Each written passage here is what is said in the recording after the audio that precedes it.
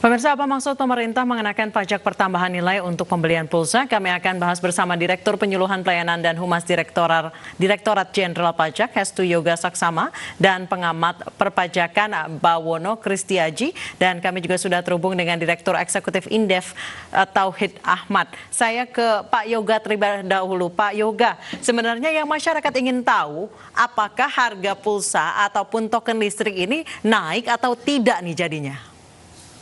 Ya, terima kasih Mbak. Jadi kalau kita sudah banyak menyampaikan juga, tadi disampaikan Ibu Menteri Keuangan juga bahwa ini sebenarnya bukan jenis pajak baru atau tip pajak baru. PPN ini kan sebenarnya untuk pulsa itu sendiri dari sudah sejak puluhan tahun yang lalu yang namanya pulsa telekomunikasi itu sudah terutang PPN dan itu sudah berjalan dengan baik selama ini. Jadi kalau saya beri contoh, kalau kita membeli pulsa telepon yang nilainya 100.000 dan mungkin di pasaran menjadi 103.000 semacam itu. Nah sebenarnya di dalam nilai yang kita bayar, harga yang kita bayar tadi 103.000 tadi sudah ada PPN-nya 10% dari nilai itu dan itu sudah masuk ke negara sebagai penerimaan pajak atau PPN. Nah, yang kita lakukan dengan PMK yang baru ini sebenarnya hanya masalah mekanismenya yang kita sederhanakan, kita potong. Dan itu memang PMK berlaku pasti ada tanggal berlakunya 1 Februari, tetapi kembali lagi perlu kami tegaskan pemahaman di masyarakat yang kurang tepat, yang mengatakan seolah-olah mengesankan bahwa yang selama ini nggak kena, kemudian 1 Februari akan kena, jadi harganya kemungkinan akan naik 10% semacam itu. Jadi kami tegaskan bahwa selama ini sudah terutang PPN dan sudah berjalan dengan baik. Yang 1 Februari nanti pun juga akan sama, tetap terutang PPN, ada PPN 10% di situ. Hanya mekanismenya aja yang agak kita sederhanakan. Sehingga karena memang sudah sama-sama terutang PPN sebelum ini dan kemudian ke depan, jadi harganya juga nggak akan berubah, sama aja begitu. Yang dibayar oleh masyarakat terhadap pulsa ini sama aja gitu. Nggak ada perubahan karena masalah pajak PPN ini. Seperti itu, Mbak. Tapi di tingkat distributor dan tingkat pengecer, apakah ada perubahan kalau memang meskipun di tingkat pengguna masyarakat tidak ada kenaikan harga, tapi di tingkat lain seperti distributor dan pengecer, apakah ada kenaikan harga, Pak Yoga?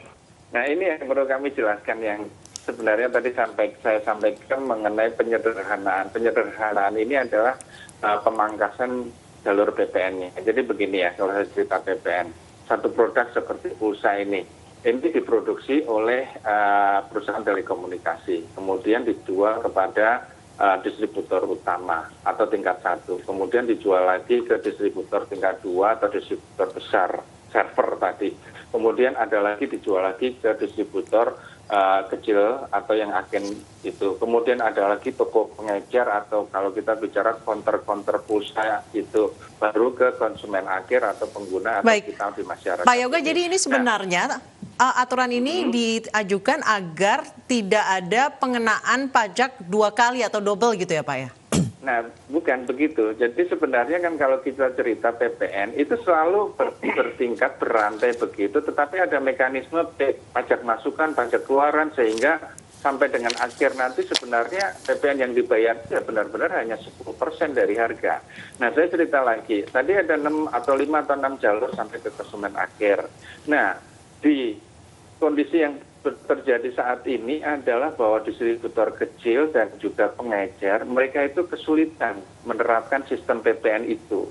Oleh karena itu dengan PMK ini dikatakan bahwa jalur pemungutan PPN itu hanya 3 layer saja. Jadi dari operator telepon, kemudian ke distributor utama, kemudian ke distributor kedua, dan distributor kedua ini menjual kepada distributor kecil. Inilah terjadinya PPN menurut PMK ini. Dan kemudian distributor kecil menjual lagi ke pengecer ke sana lagi sudah tidak perlu mengikuti atau memungut PPN sebagaimana sebelumnya. Ini justru simplifikasi sebenarnya, kita pangkas. Tetapi harganya nanti jatuh-jatuhnya juga akan sama. Karena yang tadi dijual PPN yang ada di pengecer dan distributor kecil itu sebenarnya juga nggak terlalu besar gitu. Jadi sudah tercover di dalam PPN yang di distributor kedua tadi. Jadi kembali lagi, ini hanya pemangkasan mekanisme PPN saja dari yang selama ini 5 atau 6 layer menjadi hanya 3 layer. Tetapi itu tidak akan merubah harga, apalagi membuat harga itu meningkat naik 10% karena ada PPN itu sama sekali tidak benar. Mungkin Nah, itu, Mbak. Pak Yoga, dengan hanya ada 2 layer yang terkena pajak sekarang, di mana pengecer sekarang tidak dikenakan pajak, bukankah seharusnya pada akhirnya harganya justru turun? Kalau masyarakat awam mungkin menilainya seperti itu, dan sampai ke pelanggan harusnya karena tidak membayar pajak harusnya turun, karena pengecer tidak perlu membayar pajak, Pak Yoga. Iya. Nah, kalau kita bicara PPN, mekanisme PPN itu kan unik ya. Ada PK, PM, BK, PM, dan seterusnya semacam itu. Nah, ketika di jalur yang 2 terakhir ini dipangkas, dampaknya itu nggak terlalu besar kepada PPN secara keseluruhan atau harga secara keseluruhan. Nah, yang juga perlu kami sampaikan faktanya adalah bahwa selama ini yang di pengecer atau distributor kecil itu memang nggak banyak yang melakukan pemungutan saat ini, sebelum ini gitu ya. Satu, karena mereka mungkin pedagang kecil UMKM yang memang tidak wajib memungut PPN. Atau kemudian mereka memungut sudah di atas 4,8 miliar setahun sehingga harusnya memungut PPN, tapi mereka mengalami kesulitan untuk melakukan mekanisme PPN ini. Sehingga sekarang pun sebenarnya mereka nggak pungut juga gitu kan. Nah, itulah yang kami katakan bahwa ketika kita tangkap hanya sampai di distributor yang kedua tadi, sebenarnya nanti ya harganya sama aja, PPN-nya juga sama aja, tidak ada yang hilang, apalagi nambah kan begitu. Nah, itu kira-kira, Mas. Baik, saya ke Pak Bawono. Kalau menurut Anda dengan adanya aturan ini, masyarakat akan dirugikan atau justru diuntungkan, atau yang nggak ada apa-apa gitu, cuma hanya pemangkasan mekanisme saja gitu? Oke, terima kasih Mbak Nisa dan Mas Pandi. Mungkin saya juga mencoba mengklarifikasi. Kalau kita bicara sistem PPN di Indonesia, ini kan sistem di mana pajak konsumsi yang mendorong prinsip netralitas dengan mekanismenya adanya pajak masukan dan pajak keluaran, sehingga tidak ada yang namanya cascading effect ataupun harga yang meningkat berkali-kali lipat. Itu sebenarnya prinsip PPN di Indonesia.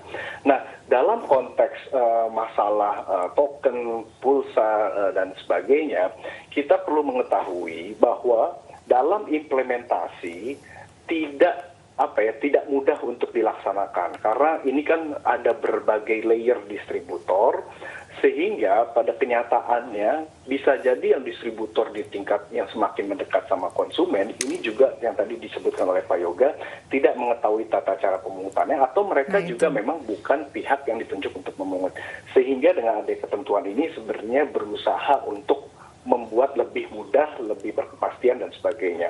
Untuk PPh-nya ini juga kita perlu melihat sistem PPh di Indonesia ini kan berbasisnya adalah pajak yang dikenakan atas setiap tambahan kemampuan ekonomis.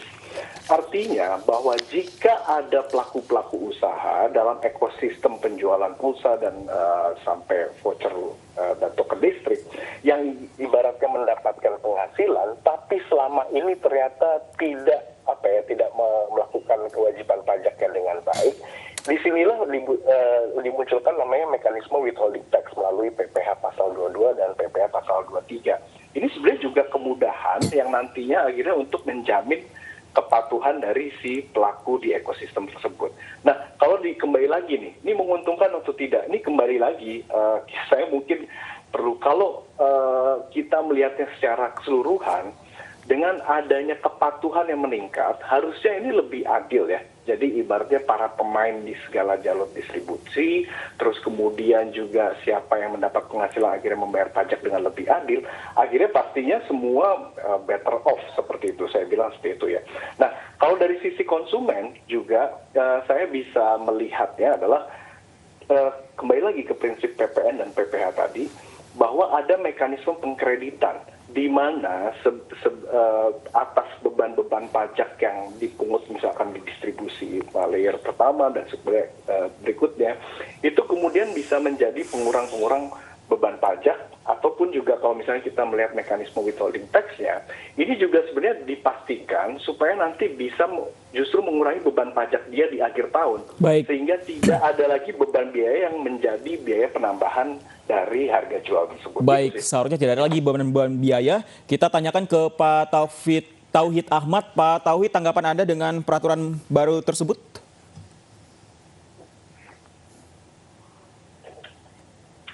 Pak Tauhid? Halo. Ya, Pak Ya, Tauhid, Pak, tanggapan silakan. Anda? Ya, menurut saya ya momentumnya saat ini belum tepat di tengah pemulihan ekonomi. Karena ketika pemulihan ekonomi kita justru butuh relaksasi pajak dan juga ekspansi fiskal yang menyeluruh untuk mendorong perekonomian tumbuh. Jadi ketika ada apapun berkaitan dengan kenaikan, kemudian persoalan ini juga muncul, maka otomatis akan memberikan persepsi dunia usaha akan terpukul. Meskipun memang tadi disampaikan oleh pemerintah dari teman-teman Kementerian Keuangan bahwa ini adalah penyederhanaan, dikhawatirkan oleh masyarakat bahwa memang tidak terkena dampak langsung, tapi bagi distributor ini bisa saja dianggap upaya penegakan hukum dan ini akan menambah kos mereka begitu. Nah, akibatnya apa?